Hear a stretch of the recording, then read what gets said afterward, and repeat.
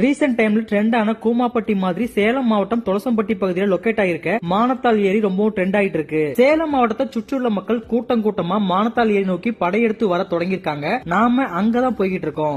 மானத்தால் ஏரி தாரமங்கலம், ஓமலூர், மேச்சேரி, மேட்டூர் ஊர்களுக்கு மைய பகுதியில் அமைஞ்சிருக்கு.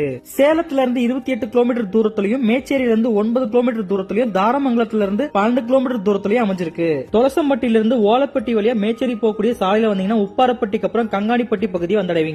கங்காணிப்பட்டியை ரீச் பண்ணதும் உங்களுக்கு ரைட் சைட் கார்னர்ல ஒரு பெரிய பில்டிங்ல மல்லிகை கடை இருக்கும். அங்க ஒரு சாலை பிரியும். வலது பக்கம் திரும்பி உள்ள 1 கிலோமீட்டர் வந்தீங்கன்னா நிறைய 2 வீலர் 4 வீலர் பார்க்கிங் ஸ்பேஸ் இருக்கும். மானத்தால் ஏரி சடனா ஃபேமஸ் ஆகி மக்கள் அதிகமா வரதால இந்த பகுதியில் உள்ள மக்கள் 2 வீலர் 4 வீலருக்கு பார்க்கிங் ஏரியா வசதிப்படுத்திருக்காங்க. உங்களோட வாகனங்களை பார்க் பண்ணிட்டு தாழ்வான பகுதியை நோக்கி நடக்க ஆரம்பிச்சீங்கன்னா தூரத்துல குட்டி மலை, அழகான மேக கூட்டங்கள், உயர் மின் கோபுரத்தோட பெரிய பரந்த நிலப்பரப்புல மானத்தால் ஏரியை பார்க்க முடியும். மக்கள் கூட்டம் அதிகமா வரதால டெம்பரரியா கார்ன், ஸ்நாக்ஸ், பானிபூரி, கல்மீன் கடைகளை பார்க்க முடியுது. மானத்தால் ஏரி சேலம் மாவட்டம் தாரமங்கலம் வட்டத்துல மானத்தால் ஊராட்சியில லொக்கேட் ஆயிருக்கு. இந்த ஏரிக்கு மூர்த்திப்பட்டி ஏரியில இருந்து வாய்க்கால் மூலமா தண்ணீர் வருது. எடப்பாடியார் ஆட்சி காலத்துல கொண்டு வரப்பட்ட மேட்டூர் உபரி நீர் திட்டத்தின் மூலம் பயனடையும் 3வது ஏரியா இந்த மானத்தால் ஏரி அமைஞ்சிருக்கு. நாம பார்க்கக்கூடிய மானத்தால் ஏரி 3 கிலோமீட்டர் சுற்றளவுல 200 ஏக்கர் பரப்பளவுல அமைஞ்சிருக்கு.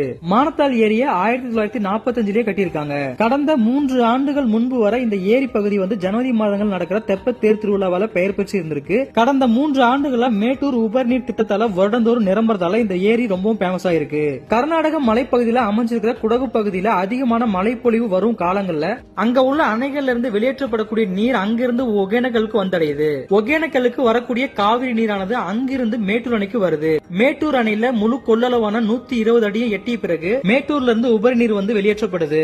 மேட்டூர் பகுதியிலிருந்து வெளியேற்றப்படும் உபரி நீர் அங்கிருந்து திருச்சி, தஞ்சாவூர் வழியா கடல்ல போய் கலக்குது. வெளியேறக்கூடிய உபரி நீர்களை மின் மோட்டார் மூலமா இங்க உள்ள ஏரிகள் நிரப்புவதற்காக கொண்டு வரப்பட்டதான் மேட்டூர் உபரிநீர் திட்டம். இந்த திட்டத்தோட முக்கிய நோக்கம் இந்த பகுதியில் உள்ள ஏரிகளை நிரப்பி இங்க உள்ள விவசாய நிலங்களை வளர்ச்சியடை செய்யறதுதான். வருடந்தோறும் ஜூன், ஜூலை 2 மாதங்கள்ல இந்த மானத்தால் ஏரி நிரம்பி அந்த நீர்கள் வெளியேற்றப்படுது.